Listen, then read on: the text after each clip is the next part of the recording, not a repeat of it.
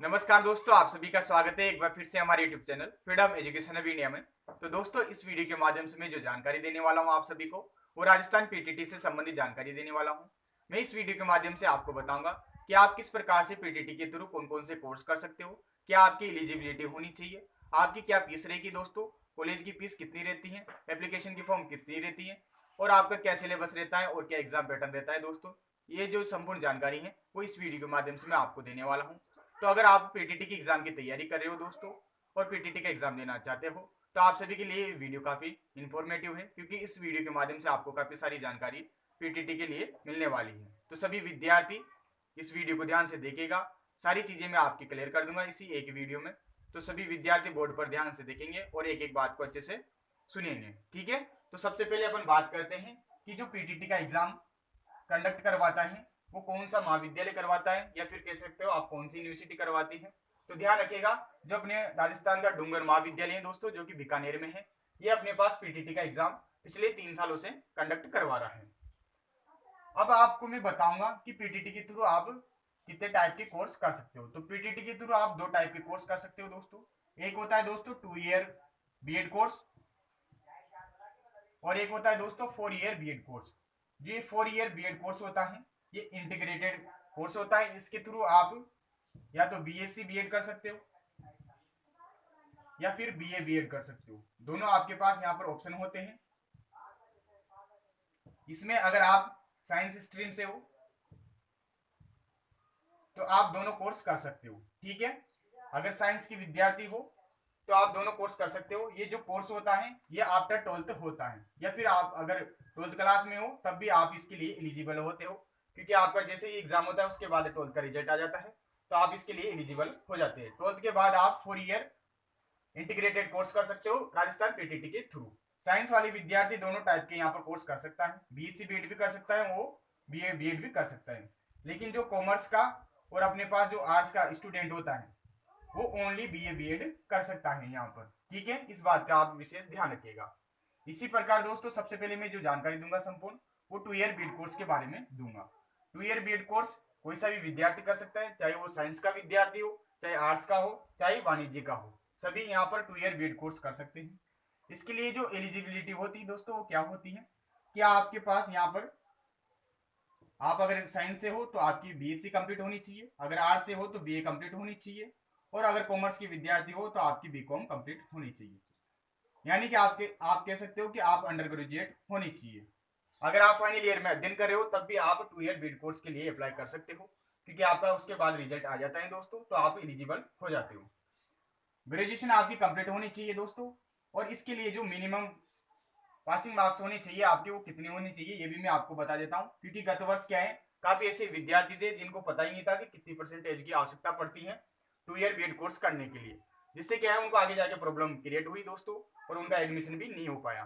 तो आपको मैं पहले बता देता हूँ जो अपने पास क्राइटेरिया है दोस्तों, वो किस प्रकार से है। तो आपकी ग्रेजुएशन में अगर आप जनरल कैटेगरी से बिलोंग करते हो दोस्तों, तो जनरल कैटेगरी के लिए यहाँ पर जो न्यूनतम मार्क्स निर्धारित किए गए हैं डूंगर कॉलेज महाविद्यालय के द्वारा, वो 50% मार्क्स किए गए हैं। यानी कि 50% अंक आपके ग्रेजुएशन में होना चाहिए अगर आप जनरल कैटेगरी से हो। अगर बाई द वे आपके 50% मार्क नहीं है ग्रेजुएशन में, अगर आपने पीजी किया हुआ है यानी कि पोस्ट ग्रेजुएशन आपका कंप्लीट है और उसमें आपके 50% मार्क से अधिक है, तब भी आप बीएड कोर्स कर सकते हो दोस्तों, ये वाला। क्योंकि आप फिर पीजी के थ्रू 2 ईयर का बीएड कोर्स कर सकते हो। तो ये बात विशेष ध्यान रखना, अगर आपकी ग्रेजुएशन में 50% मार्क्स नहीं है तो आप पीजी के थ्रू कर सकते हो। अगर पीजी आपने नहीं किया हुआ है तो फिर आप एलिजिबल नहीं हो दोस्तों 2 ईयर बीएड कोर्स के लिए। आपकी न्यूनतम 50% अंक तो होना ही चाहिए। सेकंड बात करूं दोस्तों अदर कैटेगरी की, तो अदर कैटेगरी में जैसे कि एसटी एससी हो गया, ओबीसी हो गया, फिजिकल हैंडीकैप कैटेगरी हो गई, और जो तलाकशुदा महिलाएं होती है, उन सभी के लिए दोस्तों यहाँ पर न्यूनतम जो मार्क्स निर्धारित किए गए हैं डूंगर महाविद्यालय के द्वारा, वो 45% मार्क्स निर्धारित किए गए हैं। यानी कि आपकी ग्रेजुएशन में न्यूनतम 45% अंक तो होना अनिवार्य है, तब आप 2 ईयर बीएड कोर्स के लिए एलिजिबल हो यहाँ पर पीटीटी में।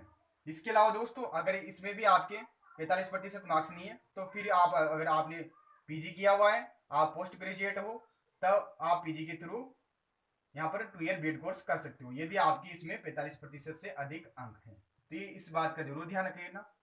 इसी प्रकार अपने पास 4 ईयर वाले अभ्यर्थियों के लिए बात करूं दोस्तों, तो उनके 12th में मिनिमम 50% अंक होना अनिवार्य है दोस्तों, ये बात आप ध्यान रखना। इसके अलावा दोस्तों 12th आप पास होना जरूरी है। अगर 12th में किसी सब्जेक्ट में आपके सप्लीमेंट्री है या कोई अदर चीज हो रही है तब भी आप एलिजिबल नहीं हो, आप पूरा क्लियर होना अनिवार्य है, ठीक है। तो ये तो हो गई दोस्तों आप किस टाइप की कोर्स कर सकते हो। तो एक तो होता है 2 ईयर बीएड कोर्स, एक होता है 4 ईयर बीएड कोर्स। इसके बारे में आपको समझ में आ गया होगा कि ये कब कर सकते हो आप और ये कब कर सकते हो। साइंस वाले बीएससी बीएड भी कर सकते हो और बीए बीएड भी कर सकते हैं। कॉमर्स और आर्ट्स वाले ओनली बीए बीएड कर सकते हैं। 2 ईयर की बात करूं तो इसमें बीएससी बीए बीकॉम वाले सभी विद्यार्थी 2 ईयर बीएड कोर्स कर सकते हैं। अभी जो नई शिक्षा नीति आई है उसके अनुसार यहाँ पर कहा जा रहा है कि जिन विद्यार्थियों की पीजी कंप्लीट है तो उनके लिए जो 2 ईयर बीएड कोर्स होगा ये 1 साल का होगा। तो ऐसा भी हो सकता है दोस्तों, बट अभी इसका कुछ निश्चित नहीं है। बाकी ऐसा आपने प्रावधान तो किया गया है नई शिक्षा नीति में। तो आगे देखते हैं इसके बारे में क्या न्यूज आती है, उसके बारे में आगे जानकारी दे दूंगा। अभी जो अपने पास जो पीटीटी के जो निर्देश हैं उसी के अकॉर्डिंग मैं आपको ये जानकारी दे रहा हूँ। अब आगे बात करता हूँ दोस्तों, इसको मैं रफ कर देता हूँ। आपको क्या है, अगर आप पीटीटी का एग्जाम देना चाहते हो तो आपको पहले से ही पीटीटी के बारे में जानकारी होना अनिवार्य है। उससे क्या है फिर आपको आगे प्रॉब्लम नहीं होगी, इसलिए ये जानकारी मैं आपको इस वीडियो के माध्यम से दे रहा हूँ। तो आई होप अच्छे से समझ में आ रहा होगा आपको। अब देखिए दोस्तों एलिजिबिलिटी मैंने आपको बता दी है। अब जो इसके एप्लीकेशन फॉर्म निकलते हैं दोस्तों अपने पास, जो पीटीटी के फॉर्म निकलते हैं ये लास्ट फेज में निकलते हैं और पूरे मार्च में अपने पास इसके फॉर्म भरने में आते हैं। जो फॉर्म की फीस रहती है दोस्तों वो आपके 500 रुपये फिक्स रहती है सभी कैटेगरी के लिए। 500 रुपये का यहाँ पर फॉर्म एप्लीकेशन फॉर्म फीस रहती है और इसके लगभग लास्ट फेज से स्टार्ट होते हैं जो मार्च तक अपने पास इसके फॉर्म निकलते हैं। हर साल यहाँ पर पीटीटी का एग्जाम होता है। अभी जो इस बार एग्जाम होएगा वो 2021 का एग्जाम होएगा और इसका जो पेपर होता है दोस्तों ये अपने पास इसके तीन महीने बाद यानी कि लगभग ये अपने पास मई में कंडक्ट हो जाता है इसका एग्जाम। तो मई में आपके यहाँ पर पीटीटी 2021 का एग्जाम हो जाएगा।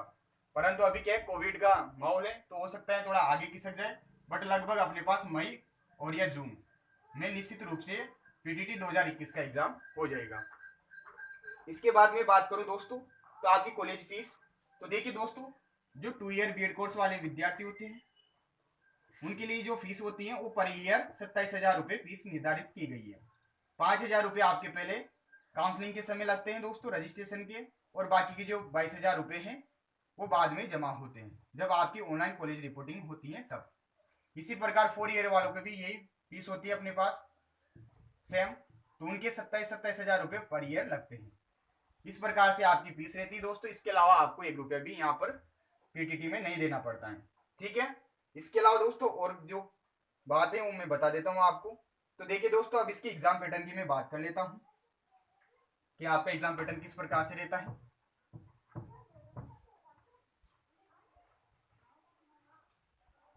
तो समझ में आ रहा होगा दोस्तों, आपको पूरी बातें बता रहा हूं पीटीटी की। तो देखिए दोस्तों एग्जाम पैटर्न के बारे में बात करेंगे अपन। तो एग्जाम पैटर्न किस प्रकार से रहता है, देखिए दोस्तों आपके यहाँ पर ऑब्जेक्टिव क्वेश्चन पूछे जाते हैं पेपर में। टोटल आपके जो क्वेश्चन पूछा जाता है वो 200 क्वेश्चन पूछे जाते हैं। एक क्वेश्चन आपके तीन नंबर का रहता है यानी कि 3 मार्क्स का एक क्वेश्चन रहता है। इस प्रकार से टोटल जो आपका पेपर होता है वो 600 मार्क्स का होता है। इस बात का आपको ध्यान रखना है। 600 नंबर का होता है। जो आपका पेपर रहेगा वो 4 पार्ट में डिवाइड रहेगा दोस्तों। 4 पार्ट्स में ये डिवाइड होता है। पहला जो सब्जेक्ट आपसे पूछा जाता है वो रीजनिंग पूछी जाती है दोस्तों। रीजनिंग के आपसे यहाँ पर 50 क्वेश्चन पूछे जाते हैं जिनके टोटल नंबर हो जाते हैं अपने पास 150, क्योंकि एक क्वेश्चन कितने नंबर का होता है 3 नंबर का होता है। सेकंड पार्ट रहता है दोस्तों, सेकंड पार्ट रहता है अपने पास टीचिंग मेथड का। जो टीचिंग मेथड से अपने क्वेश्चन पूछे जाते हैं इसके भी अपने पास 50 क्वेश्चन पूछे जाएंगे और ये पार्ट भी आपके 150 नंबर का रहेगा। इस पार्ट में क्या है दोस्तों, जो ऑब्जेक्टिव क्वेश्चन तो होते ही है परंतु इसमें क्या है अलग अलग जो ऑप्शन होता है उसके अलग अलग अंक निर्धारित किए जाते हैं। जैसे मान लो कोई क्वेश्चन आया तो उसमें ऑप्शन है अपने पास ए बी सी और डी। तो ए ऑप्शन के लिए यहाँ पर 3 अंक निर्धारित कर दिए जाते हैं, बी के लिए 1, सी के लिए 2 और डी के लिए 0। तो इसमें से फिर आपको एक चूज करना रहता है। तो इस प्रकार से यहाँ पर सभी लगभग तीन जो ऑप्शन होते हैं उनके अंक होते हैं और एक का 0 अंक रहता है। परंतु जो अदर ऑप्शन होते हैं उसमें केवल एक ही ऑप्शन सही रहता है। जबकि इसमें जो टीचिंग मेथड वाला पार्ट होता है अपने पास जो कि सेकंड पार्ट होता है इसमें इस प्रकार से अंक दिए जाते हैं आपको, ठीक है। तीसरा सेक्शन रहता है अपने पास जीके का, जिसमें जीके, करंट अफेयर और जनरल साइंस ये पूछी जाती है दोस्तों। इनके टोटल अपने पास 50 क्वेश्चन पूछे जाते हैं, जो कि 150 नंबर के आपके हो जाते हैं। फोर्थ पार्ट रहता है दोस्तों लैंग्वेज का, तो या तो फिर आप हिंदी चूज कर लो या फिर आप इंग्लिश ले लो, ठीक है। ये कोई कंपलसरी नहीं है कि अगर आप इंग्लिश मीडियम के विद्यार्थी हो तो आप इंग्लिश लो, आप चाहो तो हिंदी भी ले सकते हो, चाहो तो इंग्लिश भी ले सकते हो। ये ओनली किसके लिए? पेपर के लिए। जो पेपर में एक सेक्शन रहता है उसका रहता है हिंदी और इंग्लिश ग्रामर का, तो दोनों में से एक करना होता है आपको। इसके भी अपने पास 50 क्वेश्चन पूछे जाते हैं, जो कि 150 नंबर के होते हैं। टोटल आपके यहाँ पर 200 क्वेश्चन हो जाते हैं और टोटल जो मार्क्स हैं वो भी 600 हो जाते हैं, ठीक है। इस प्रकार से आपका एग्जाम पैटर्न रहता है दोस्तों। इधर थर्ड सेक्शन की मैं बात करूं दोस्तों, तो यहाँ पर करंट अफेयर और इंडिया जीके का वेटेज सबसे ज्यादा रहता है। लगभग 25 क्वेश्चन अपने पास इंडिया जीके और करंट अफेयर के पूछे जाते हैं। बाकी अदर जो साइंस होती है, साइंस के पूछे जाते हैं और राजस्थान जीके के पूछे जाते हैं। इस प्रकार से आपका एग्जाम पैटर्न रहता है। तो आपको समझ में आ गया होगा कि किस प्रकार से आपका एग्जाम होता है। कट ऑफ की मैं बात करूं दोस्तों, तो ध्यान रखना, सीटों की बात बता देता हूं मैं आपको किस प्रकार से आपके यहाँ पर सीटें आवंटित होती हैं पीटीटी में।